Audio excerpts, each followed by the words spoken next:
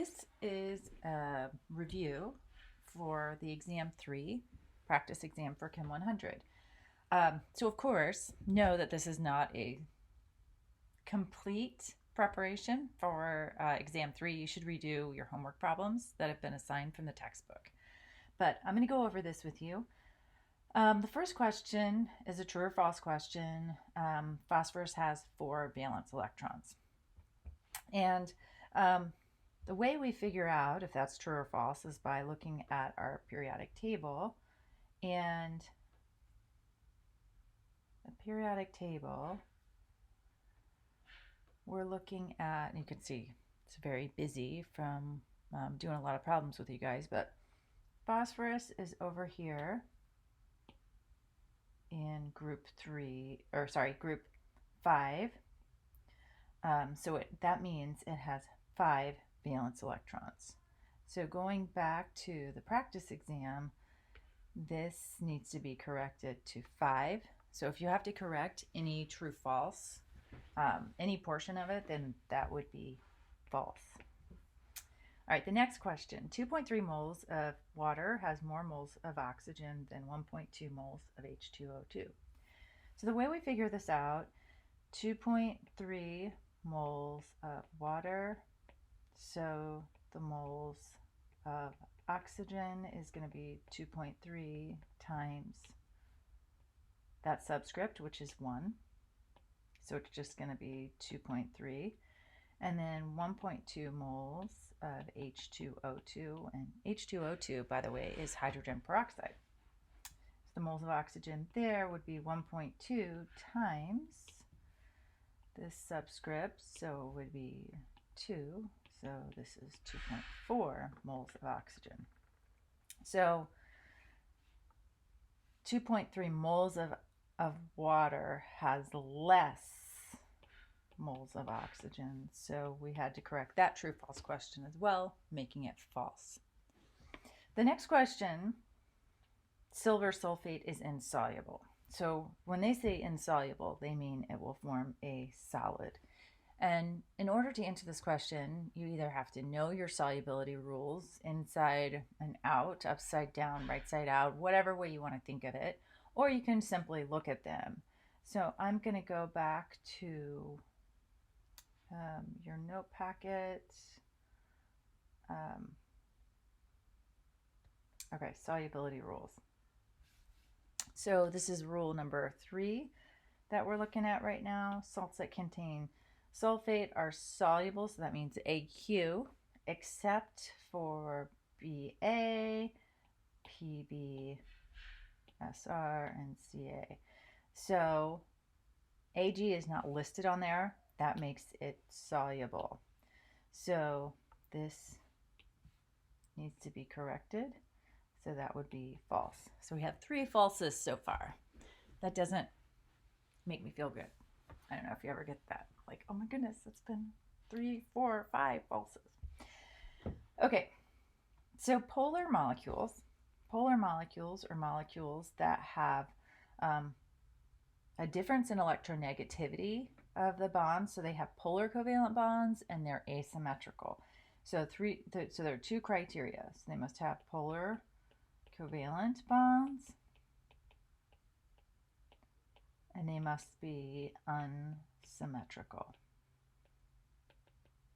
So this, in order to make it true, would have to be corrected. So that's false. And question 5, 1 mole of calcium nitrate contains 2 moles of calcium atoms. Careful. The moles of calcium atoms are indicated by the subscript underneath calcium. And you'll see that calcium does not have a subscript, so it's 1. So 1 mole of calcium atoms. 2 moles of nitrogen is correct because you have 2 times 1, 2 times 3 for oxygen, 6. So these are both correct, but the moles of calcium atoms are not. So another false. Okay, number 6, spectator ions are present in the net ionic equation, are absent in the net ionic equation.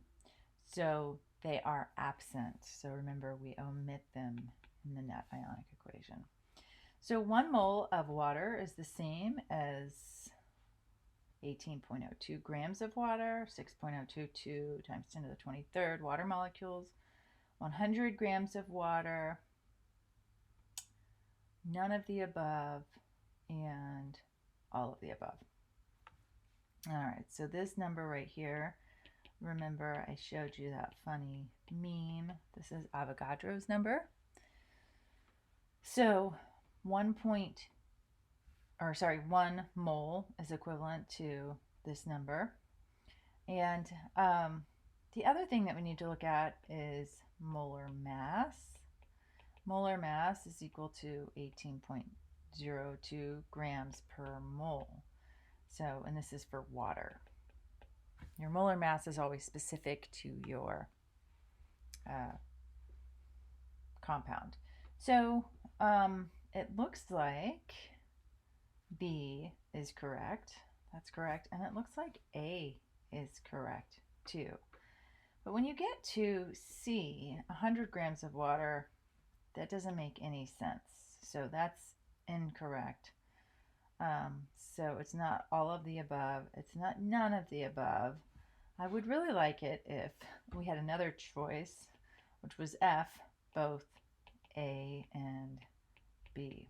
Of course, I won't have a question like this for you on the exam. Hopefully not. But F. So both A and B are correct. All right, moving on to number 8, which of the following bonds is polar covalent? In order to answer this question, you really need to look at electronegativity differences. And the way we do that is by going to the periodic table. And it's not side 1, but it is side 2. So side 2 has the electronegativity.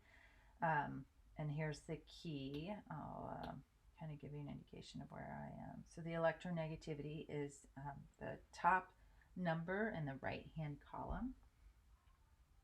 So if you go back to this practice exam, you're looking for polar covalent. And covalent is between non-metal and non-metal. So when you look at A, this is metal to non-metal. So that should jump out at you as ionic. So that's not going to be a choice. And then we get to B and C. You can determine on C that it's the same atom. So there's going to be no electronegativity difference there. So B would be the best choice. And let's just look up the electronegativities of hydrogen and fluorine. So fluorine is 3.98 and hydrogen is 2.2. So you have H and F, 3.98, 2.2. So you're going to subtract to get the difference. So the electronegativity difference is 3.98 minus 2.2. So you get 8, 7, 1.78. So that's a polar covalent bond. So that is B as the correct answer. And now question 9, which of the following would be polar? And this question is asking following molecules would be polar. So this is where you have to look at the criteria that we reviewed in question number 4. You have to have polar covalent bonds present and it has to be unsymmetrical. So those two criteria need to be met in order for the overall molecule to be polar. So when you look at A and D, you can see that they have the same atom involved. There's not going to be an electronegativity difference. So you can immediately eliminate those two. Then when you get to B and C, you need to look at whether it's symmetrical, unsymmetrical, whether it has a polar covalent bond. HCl, we know H is 2.2, and chlorine has, let's see, what is the 3.16? So this has an electronegativity difference that would put it above 0.4. And then carbon and hydrogen, so hydrogen is 2.2 and carbon is not that different from 2.2, so it's not a huge difference, 2.55. So 2.55. So this does not, CH4 does not have the polar covalent bonds, so B is the correct answer here. All right, the Lewis structure for the oxygen atom. So Lewis structures just contain valence electrons. And if you go to the periodic table, you go to oxygen, you can see that oxygen is in group 6, but overall it has 8 electrons. But it's just valence electrons, which is just the outer shell electrons. So 6 electrons is correct. Okay. The next portion of this is balancing equations, completing and balancing equations. And the first portion is a precipitation reaction. In order for a precipitation reaction to proceed, you have to have a solid formed.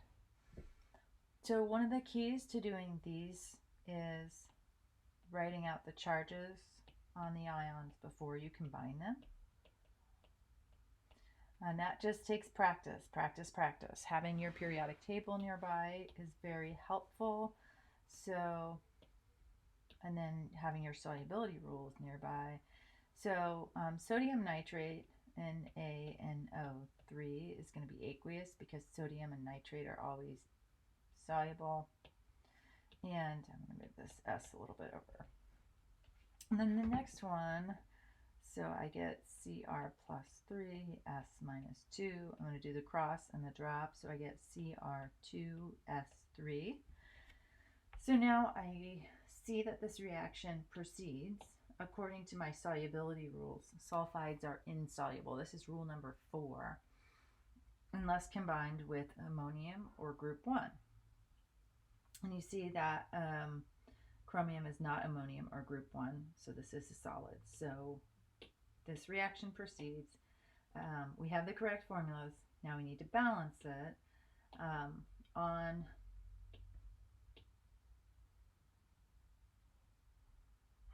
Let's see, on the left I have 1 chromium. On the right I have 2 chromiums.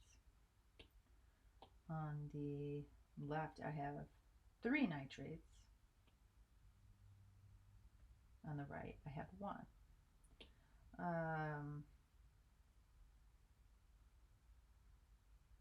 Let's see, on the left I have 2 sodiums. On the right I have 1. And then on the left I have 1 sulfur. On the right I have 3. So I don't have it balanced yet. So I can pick any one of those atoms to try to get it balanced. I'm going to go ahead and start with the orange, which is chromium. So I can't balance by changing subscripts. I have to balance by changing coefficients. When I put a 2 in front of chromium 3 nitrate, that changes the number of nitrates. Now I have 6 nitrates, so I'm going to need to go ahead and put a 6 over here. Well, putting a 6 in front of sodium nitrate also changes the blue. So now I have 6 sodiums. So over here, in order to get 6, 3 times 2 equals 6. Then that also changes the sulfurs, the pink. So, but that's okay because I have 3 sulfurs on the right. So my coefficients for this reaction are 2, 3, 1, 6. They can't be further simplified. So this is the correct coefficients. Okay, moving on to number 12. Actually, before we go on to number 12, I want to skip ahead to 14. So I'm going to erase some of this mess that I have written.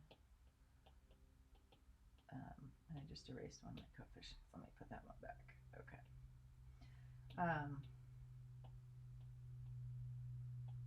Okay. So number 14 says to write the non-ionic equation for number 11. So with the nanionic equation, I am just going to work backwards from the solid.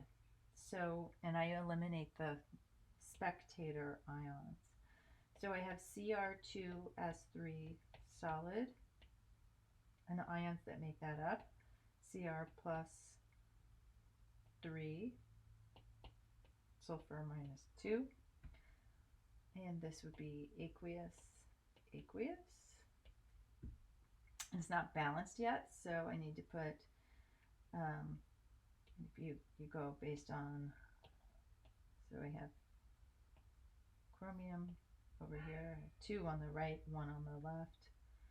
And then for sulfur, I have 1 here and 3 here, so I'm going to put a 3 and a 2. So 2, 3, 1. Can't be further simplified. So for some reason, students like to make nanionic equations way harder than they need to be. So just shortcut, work backwards from the solid. So numbers 12 and 13 are balancing. So I'm going to go ahead and balance these pretty swiftly, probably. If it takes you more time, then you can go ahead and highlight or tally sheet, whichever you find easiest to work. So in number 12, I'm going to start with phosphate. I notice on the right that I have 2. On the left, I only have 1, so I'm going to put a 2 here. Well, that changes my sodium. So I have 3 or 6 sodiums here, and I have 1 over here. So I'm going to put a 6 there. Now that changes the nitrates. The nitrates go from 6 over here to 2 over here. So I'm going to put a 3. And then that changes the bariums. 3, 3, so that's all good. So 2, 3, 1, 6. And then this next question, number 13, I have, it's not balanced. I have 3 magnesiums, 1 magnesium, 2 nitrogens, 1 nitrogen.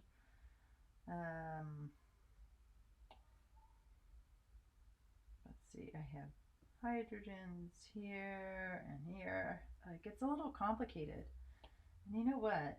Sometimes when it gets a little complicated, you can write water as HOH. And I'll show you how this works. I'm going to use, let's do pink for hydrogen.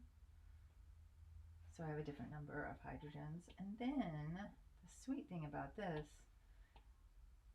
is my OHs. So it's like I balance OHs separately than I balance H's.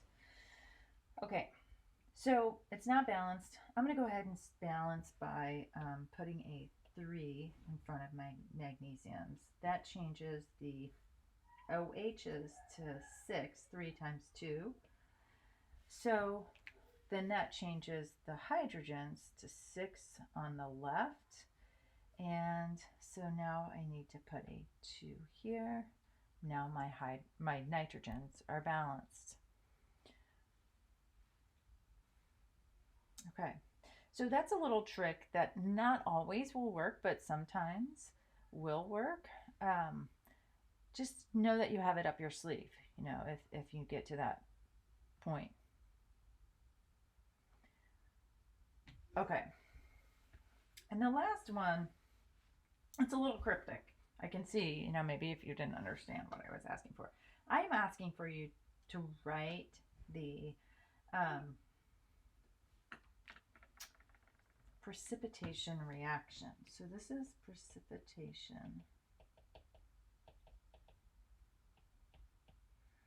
So it relies on me writing the right formulas for sodium carbonate and lead 2 nitrate. So sodium carbonate Na plus, CO3 minus 2, lead 2. So Na2CO3 plus PbNO3 2. So this is AQ, AQ, and then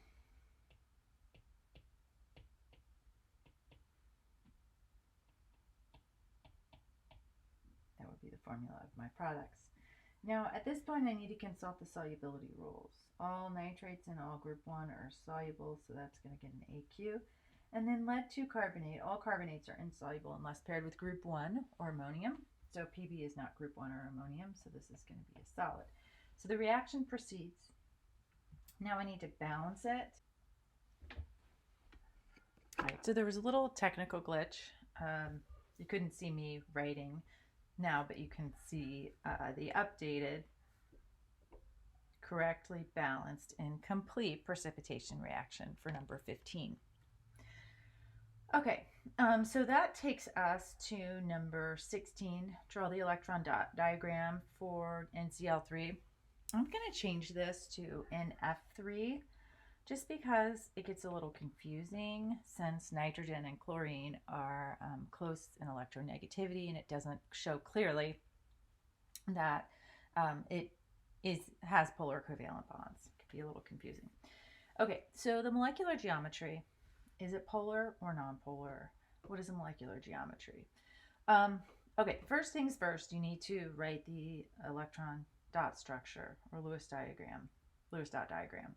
So I have 5 valence electrons for nitrogen, and I have 7 for fluorine, but I have 3 fluorine atoms, so I have 26 electrons in my electron budget. Now I have to use all my electrons in these electron budgets. So I can't go over budget or under budget, so I'm going to put nitrogen at the center and then 3 fluorines. I know I have 3 fluorines because this subscript here tells me so. Okay, so I have used 6 electrons so far. I have 20 remaining, so I'm going to put 2 electrons, 2 paired on each. So all those fluorines have 8 valence electrons. The only one that is not quite happy right now is nitrogen.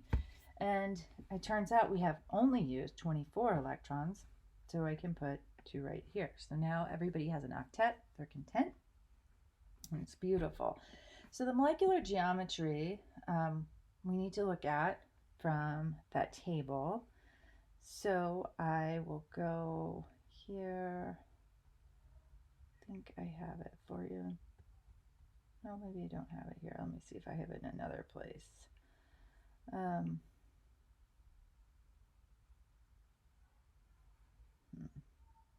Well, in your textbook, you will find them, or in your note packet. So we have 3 bonding pairs, 1 lone pair. So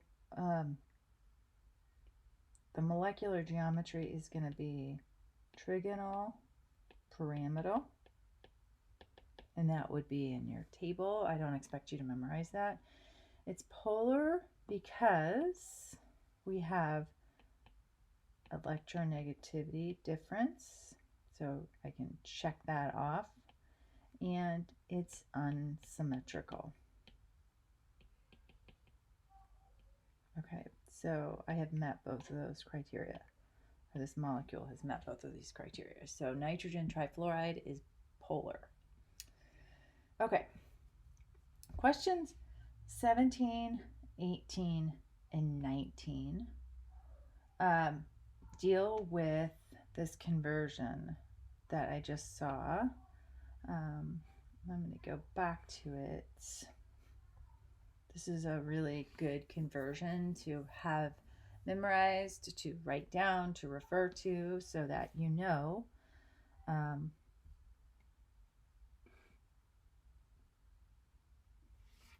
what you need to do. So how many moles are in 56 3-point milligrams of sodium chloride? So I'm going to draw out a roadmap first. I'm going to go from milligrams to moles, and I can go milligrams to grams, and then grams to moles. So my work would look like this. 56.3 milligrams is my starting quantity, and I need to get milligrams on the bottom, grams on the top. A gram is bigger than a milligram, so in 1 gram there are 1,000 milligrams. And then I'm going to use my molar mass, grams over 1 mole. Now remember, when you have a number written out like this, 58.54 grams per mole, it really means grams over moles. So a lot of times students don't know what to do with that slash. It's a fraction. Okay, so in my calculator, I am going to